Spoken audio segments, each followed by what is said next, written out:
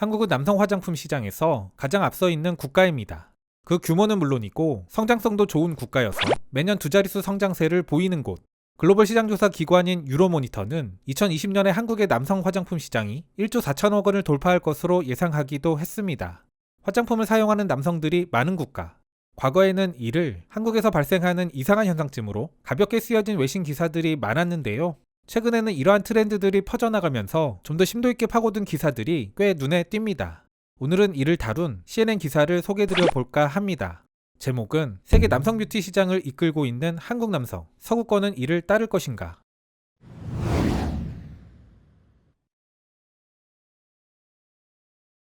한국 남성들은 오랫동안 서구 남성들에게 판매할 수 없었던 미용 제품을 받아들였다.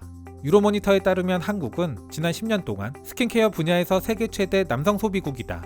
한국 남성 시장은 2011년에서 2017년 사이에 44% 성장했다. 또한 최근 조사에 따르면 한국 남성의 약 4분의 3이 미용 관련 제품을 사용하고 그중 상당수는 미용을 위한 트리트먼트를 받고 있는 것으로 나타났다. 특히 Z세대에서 그 집중성이 훨씬 높아진다. 2000년 이후에 태어난 사람들의 58%가 적어도 일주일에 1회 이상 시간이 오래 걸리는 미용이나 미용을 위한 트리트먼트를 받고 있는 것으로 나타났다. 이는 한국 남성 전체 평균인 34%에 비해 월등히 높은 수치. 호주 국립대학교의 한국연구소 소장은 부분적으로 이 현상은 K-팝의 영향으로 설명할 수 있다고 말한다. 그는 한국 남성 스타들의 모습을 모방한 청년들이 얼마나 많은지에 대해 충격을 받은 적이 있습니다.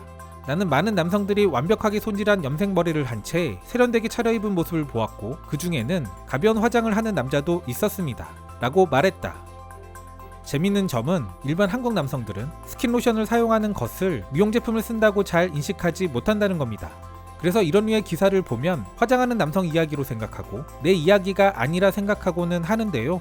그러나 그들이 말하는 미용 제품은 색조만을 이야기하는 게 아니고 스킨로션도 포함하는 개념입니다. 기사는 왜라는 질문을 던집니다. 이에 대한 답으로 한국 대중문화 스타들에 대한 모방, 이처럼 누구나 예상할 수 있는 부분부터 한국 사회의 치열한 경쟁과 남성상의 변화까지 그 이유를 탐구합니다. 개인적으로 전부 다 동의가 되는 것은 아니었지만 그럼에도 불구하고 기사는 곱씹어볼 필요가 있는 논점을 제시한다는 생각입니다. 한국 대중문화 전문가인 제임스 텀블은 또 다른 시각을 제시한다. 이러한 경향은 치열한 일자리 시장에서 경쟁해야 하는 압력, 이런 현실에서 비롯되는 측면도 살펴봐야 한다고 말한다. 한국의 청년들은 절박한 환경에서 조금이라도 추가 점수를 얻기 위해 노력합니다. 학위는 기본이고 인턴십, 영어 점수 등으로 스펙을 쌓는 데 집중합니다. 여기에 여성들이 하는 노력과 마찬가지로 좀 더 부드러운 외모를 갖출 필요성도 있는 겁니다.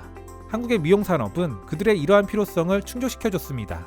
그는 일반적으로 한국 기업들은 구직자들에게 이력서에 사진을 요구한다고 덧붙였다. 그러나 한국 남성들의 미용에 대한 강박, 그 기원은 더 복잡할 수 있다. 말리 앙카이의 2010년 연구는 또 다른 대안적 이론을 제시하고 있다. 전통적인 남성성을 거부하는 것은 한국의 여성들이 이끈 측면이 있다는 것이다. 이 논문에서 주장하는 촉매제가 된 사건을 하나 살펴보자. 바로 1997년의 아시아 금융위기. 당시 한국의 실업률은 전체적으로 급격히 상승했지만 여성에게 좀 더 파괴적이었다. 위기가 발생한 다음에 여성 고용은 8.2% 감소했는데 이는 남성의 경우보다 거의 3%가 높은 수치다. 이러한 흐름 속에 불평등과 분노, 전통적 성 역할에 의문을 제기하는 문학, 영화들이 등장하기 시작했다.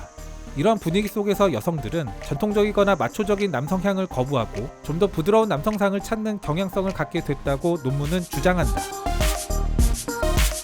기사는 마지막으로 이런 한국의 트렌드가 서구권으로 확산되어 간다고 말합니다. 샤넬의 남성 뷰티라인 출시도 이것의 연장선상으로 보고 있습니다. 일부 뷰티 브랜드는 완벽을 추구하는 서구 남성에게 미래를 걸고 있다. 9월 샤넬은 남성용 화장품인 보이드 샤넬을 출시했다. 그리고 프랑스 화장품 브랜드 연합체는 지난 11월 제품을 출시하기 전 한국에서 컬렉션을 시범적으로 운영하기도 했다. 그러나 미국의 유명 뷰티 매체 베리굿라이트의 설립자 데이비드 이는 뷰티 브랜드들의 남성 시장 도전은 여전히 어려운 문제라고 말한다.